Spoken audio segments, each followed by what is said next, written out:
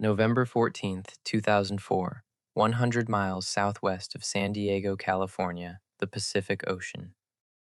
A flight of FA-18 Super Hornets from the USS Nimitz, the most powerful naval strike group in the world, is conducting routine training exercises when a radio call comes through from the USS Princeton, a guided missile cruiser running the most advanced radar system in the United States Navy.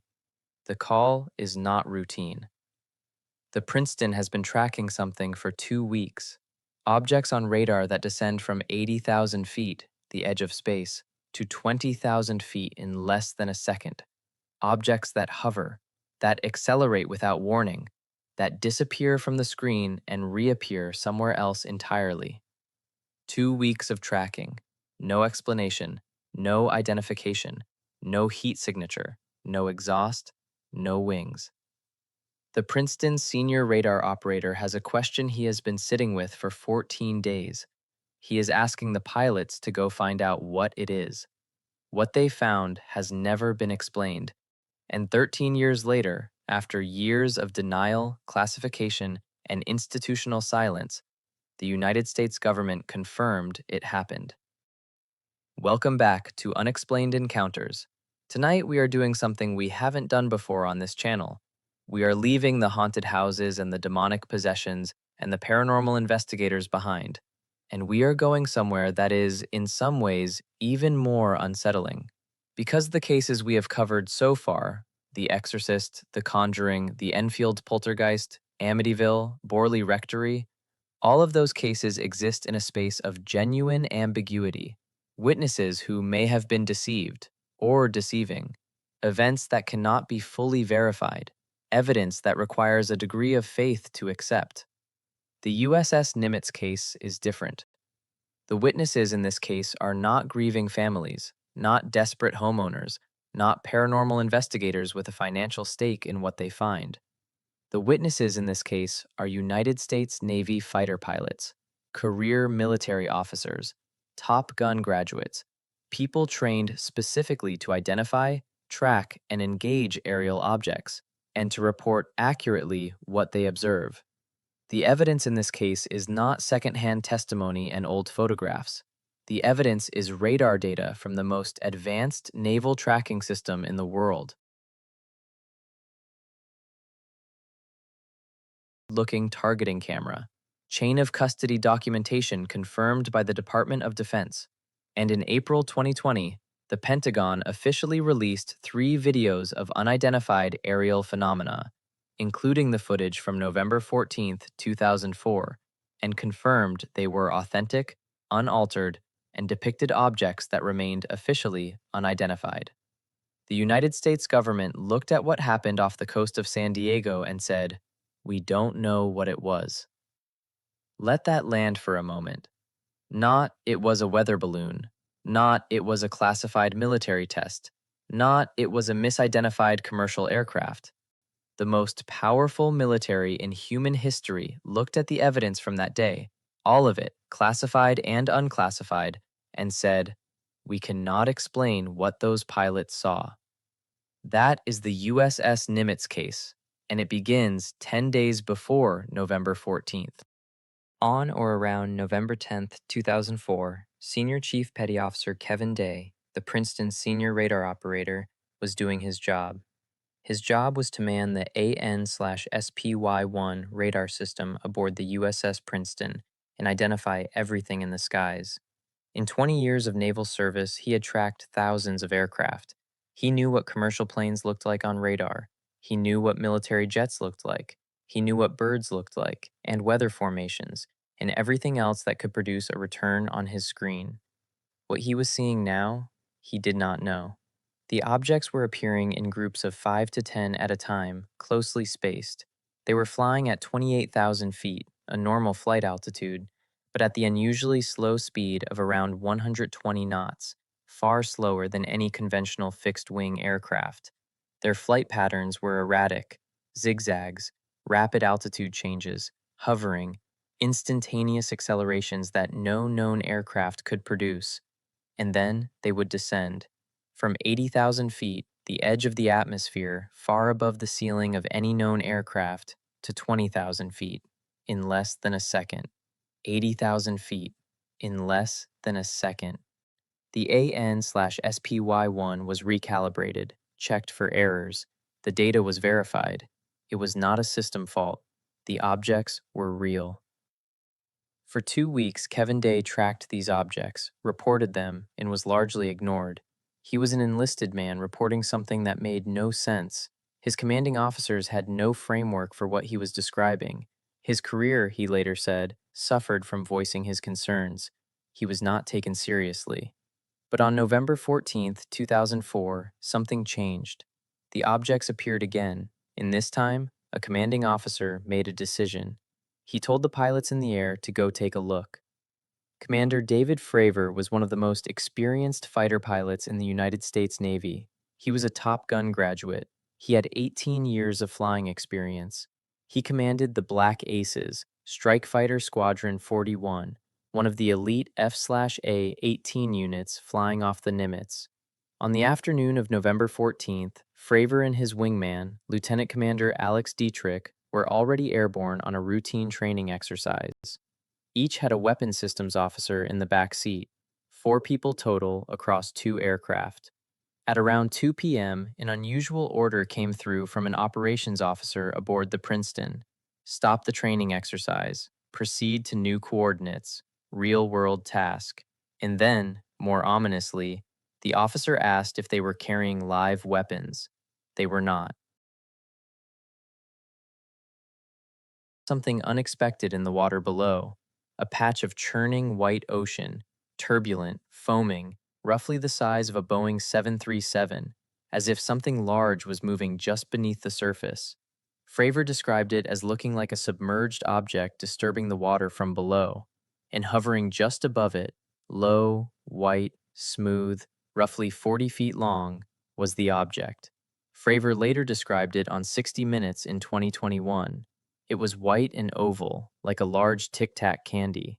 No wings, no markings, no exhaust plumes, no visible means of propulsion.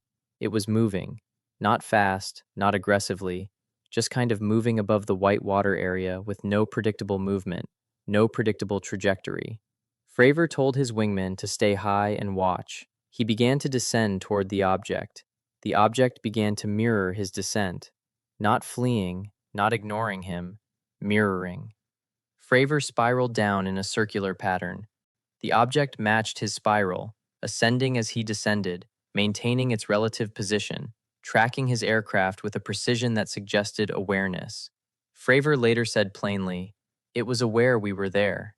He tried to cut it off.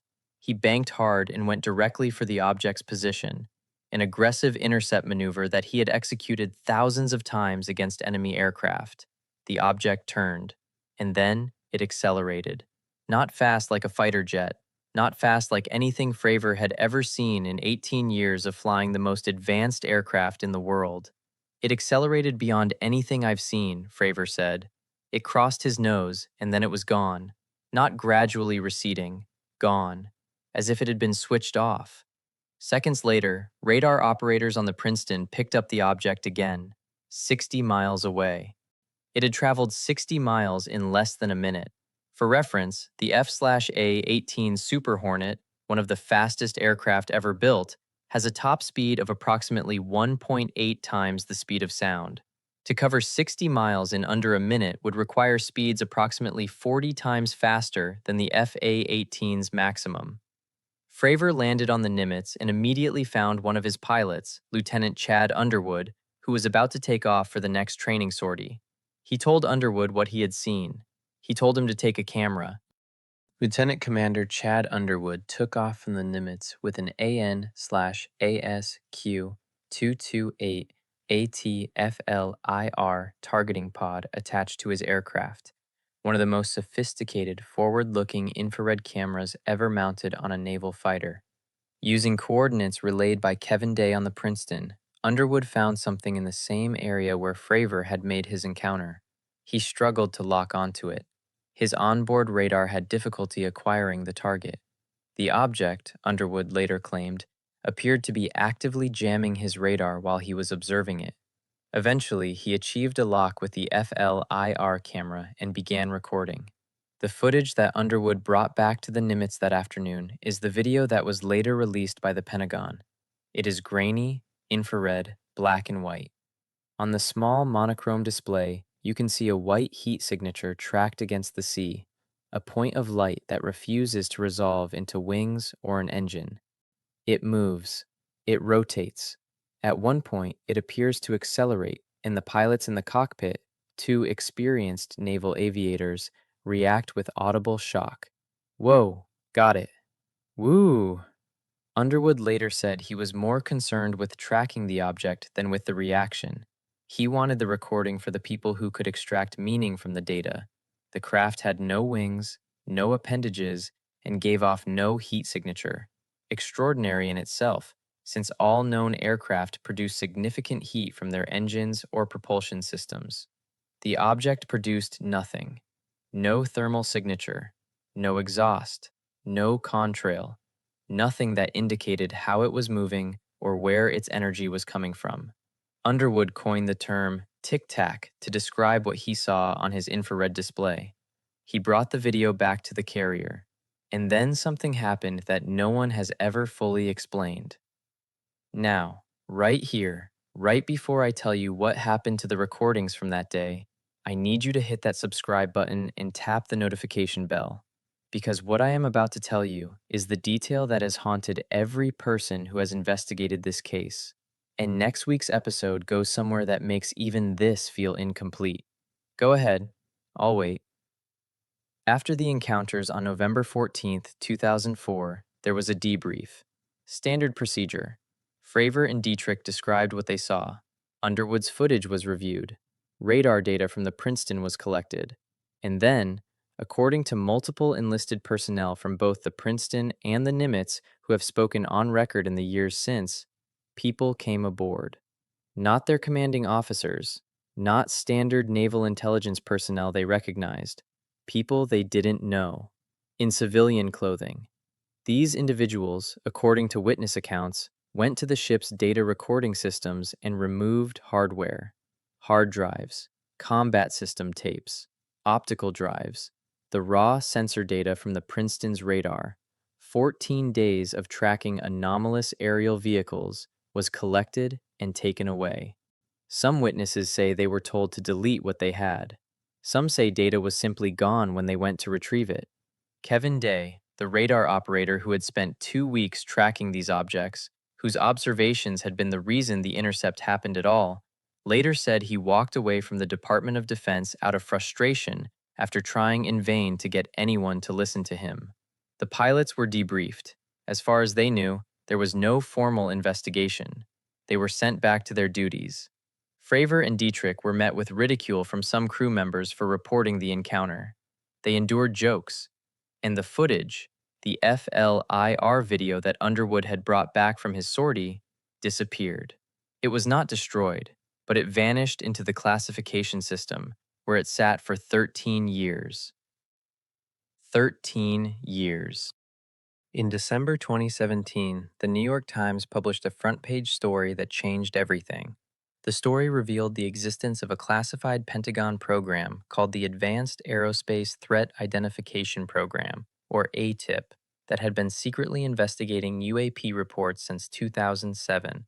The program had been funded with $22 million in black budget funding before being officially shuttered in 2012, though, the Times reported, investigators continued their work afterward. The FLIR-1 video, Underwood's infrared footage from November 14, 2004, was published alongside the story. It was the first time most of the world had seen it. The man who had put the video into the hands of the New York Times was Christopher Mellon, a former Deputy Assistant Secretary of Defense for Intelligence who had served under both President Clinton and President George W. Bush. Mellon later said he had done it because he believed the American public deserved to know what the military had documented. The reaction was unprecedented. The story went viral. Congress began asking questions. David Fravor began making media appearances on 60 Minutes, before congressional committees, on podcasts, describing in precise, measured military language exactly what he had seen. In April 2020, 16 years after the encounter, the Pentagon formally and officially released three UAP videos, including FLIR 1, and confirmed they depicted unidentified aerial phenomena. The statement said the videos were released to clear up any misconceptions by the public on whether or not the footage that has been circulating was real. Chain of custody documentation confirmed the footage was original, unaltered, and not computer generated. In June 2021, the Office of the Director of National Intelligence released a preliminary assessment of UAP to Congress. The report examined 144 UAP incidents reported by military personnel between 2004 and 2021. Of those 144 incidents, the government was only able to explain one with confidence. The remaining 143, including the Nimitz encounter, remained officially unidentified. In July 2023, former intelligence official David Grush testified before Congress under oath that the United States government possessed materials from non-human intelligence, recovered craft and biological material of non-human origin. Grush said he had been denied access to these programs when he tried to investigate them through official channels. He filed a whistleblower complaint. He testified publicly. He said he was prepared to face the consequences. The government denied his specific claims while simultaneously being unable to produce an explanation for what the Nimitz pilots saw.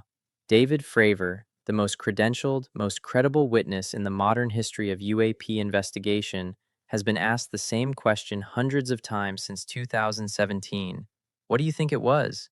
His answer has never changed. I think what we experienced was well beyond the capabilities of anything that we had, anything that we were aware any adversary had, and frankly, beyond the physics of anything that we understand today. An act of war, he called it, a craft penetrating restricted U.S. military airspace, maneuvering around the most sophisticated naval strike group in the world, demonstrating capabilities that render every human defense system irrelevant, and then departing without explanation, and we still don't know what it was. November 14, 2004 began as a routine training exercise. 4 Navy pilots, 2 aircraft, a patch of ocean 100 miles from San Diego, and something above the water that had no wings, produced no heat, and traveled 60 miles in under a minute when David Fravor tried to intercept it. The evidence has been confirmed by the Pentagon. The witnesses have testified before Congress. The footage has been authenticated. The radar data, what remains of it, has been analyzed by some of the most technically sophisticated people in the world. And the answer is still the same. We don't know what it was. That is either the most exciting thing you have ever heard or the most terrifying. And I am not entirely sure those are different things. Hit that like button right now if this episode changed how you think about what's in our skies. Subscribe to Unexplained Encounters and tap the notification bell, because next week we are going deeper into the government's relationship with the unexplained. And tonight's comment question, the one I want every single one of you to answer: what do you believe the Tic Tac was? Advanced human technology from a foreign adversary? Something non-human in origin? Or something else entirely? Drop your answer below. I read every single one. I'll see you next week.